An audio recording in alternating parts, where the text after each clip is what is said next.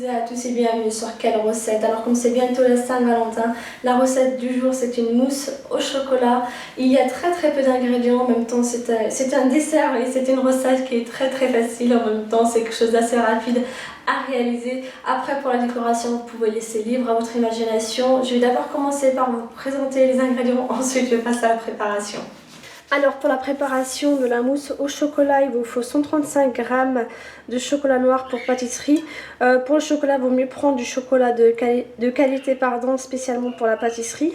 Donc là j'ai 135 g et c'est du chocolat que j'ai fait fondre au bain-marie. Donc voilà, 135 g de chocolat fondu au bain-marie, 3 blancs d'œufs et 3 jaunes d'œufs. Alors là c'est 3 œufs que j'ai séparés. Pour les œufs il faut prendre des œufs de gros calibre et non pas de petit calibre. Ensuite il vous faut aussi une pincée de sel. Donc là je vais laisser refroidir mon chocolat. Hop, il y a juste une goutte d'eau qui est à l'intérieur. Il faut surtout pas mettre de l'eau à l'intérieur. Donc là il y a une petite goutte d'eau mais c'est pas très grave. Je vais bien mélanger.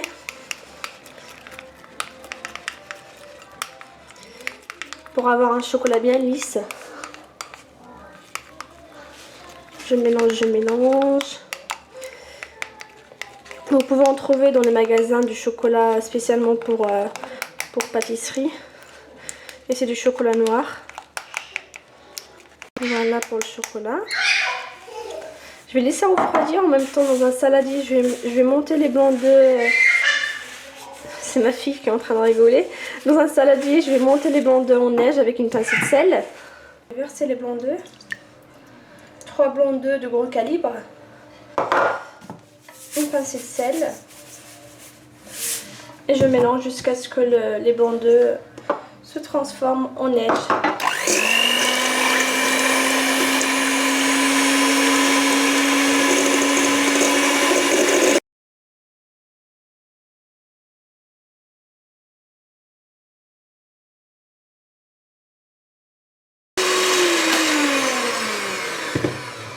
Voilà pour les blancs d'œufs, alors ils sont bien fermes, normalement ils ne retombent pas.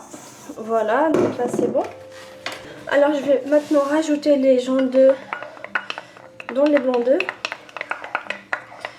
Normalement certaines personnes elles rajoutent directement les jaunes d'œufs dans le chocolat noir, mais moi je préfère mieux mettre les jaunes d'œufs dans les blancs d'œufs. Je trouve que c'est beaucoup mieux, en même temps vous obtenez une mousse bien légère et pas du tout lourde. Et surtout une mousse bien épais. Donc là à l'aide d'une cuillère en bois ou une maryse, je vais incorporer les jaunes d'œufs dans les blancs. Délicatement tout en tournant le saladier en même temps.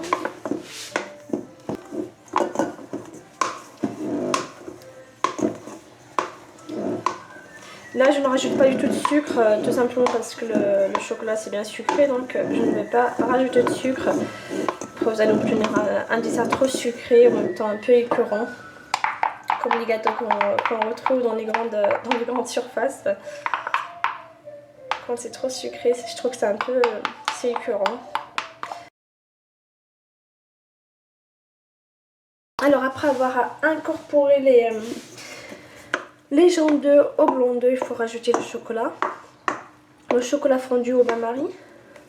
Bien sûr, pour le chocolat, il faut bien le rajouter quand il est bien froid. Il ne faut surtout pas l'incorporer quand le chocolat est encore chaud. Parce que vous risquez, comme je disais, de faire cuire en quelque sorte les jaunes d'œufs et les blancs d'œufs. J'incorpore petit à petit.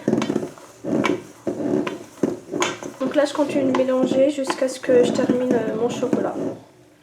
Alors dès que vous avez terminé d'incorporer le chocolat au blanc d'œuf et aux jaunes d'œuf, bien sûr il faut mélanger délicatement à chaque fois.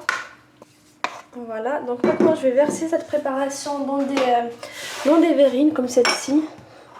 Enfin, des verrines toutes simples. Hein. Bien sûr, si vous avez des verrines en forme de cœur, n'hésitez pas à les utiliser. Donc là, je vais utiliser une petite cuillère pour les verser parce que les verrines, elles sont petites. Vous pouvez aussi rajouter une petite un petit sachet de sucre vanillé si vous le souhaitez. Donc là je remplis mes verrines, ensuite je vais mettre la mousse au chocolat au frigo pendant environ 4 à 5 heures. Comme ça elle va durcir un peu et elle sera bien fraîche. Après je trouve le point le plus important pour la préparation de la mousse au chocolat, c'est surtout les œufs. Il faut bien prendre des œufs de gros calibre. Ensuite, bien sûr, il vous faut de bons chocolats de qualité. Ça coûte un peu plus cher que le chocolat de Somark. Mais il vaut mieux investir un peu dans ce chocolat-là parce qu'au niveau du goût, il est vraiment différent. Et vous obtenez quelque chose de très bonne qualité, avec un meilleur goût. Bien sûr, chez vous, n'hésitez surtout pas à doubler les quantités si vous voulez préparer justement cette mousse au chocolat plutôt pour votre famille, pour vos amis, si vous ne fêtez pas la Saint-Valentin, ce qui peut être tout à fait normal. Alors la mousse au chocolat est prête après environ 2 à 3 heures au frigo. Bien sûr, chez vous, vous pouvez très bien les laisser un peu plus longtemps. C'est juste qu'on est un peu pressé pour les goûter. Ensuite, après pour la décoration, là j'ai acheté des petits gâteaux en forme de cœur. Après justement pour la décoration, vous pouvez très bien choisir autre chose que des petits cœurs. Vous pouvez même verser un peu de crumble. Vous pouvez même utiliser un peu de crumble pour les décorer. Alors là c'est un crumble que j'ai réalisé il y a quelques jours pour un gâteau. Et comme il m'en reste, j'ai gardé justement, j'ai préféré ne pas le mettre à la poubelle pour ne pas faire du gaspillage. Donc là je vais en prendre juste un peu de crumble et ensuite je vais décorer le dessus.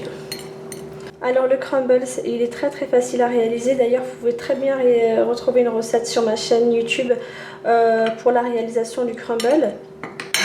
Je crois que c'était pomme crumble, un crumble aux pommes je crois. Donc n'hésitez pas à consulter ma chaîne YouTube pour retrouver juste la recette pour la préparation du crumble. Bien sûr pour la décoration, si vous n'avez vraiment pas le temps, vous pouvez très bien acheter des petits gâteaux en forme de cœur et vous les décorez. Voilà, c'est prêt, il ne vous reste plus qu'à déguster bien sûr les verrines bien fraîches, enfin la mousse au chocolat bien fraîche. C'est vraiment très bon. Voilà pour aujourd'hui, vous pouvez retrouver tous les ingrédients sur mon site canrecette.com. Vous pouvez aussi retrouver d'autres recettes sur ma chaîne YouTube et sur mon site.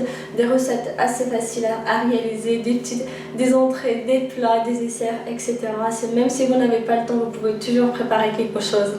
N'hésitez pas à vous abonner pour plus de recettes. N'hésitez pas non plus à cliquer sur le petit bouton partager. Et à très bientôt. Ciao.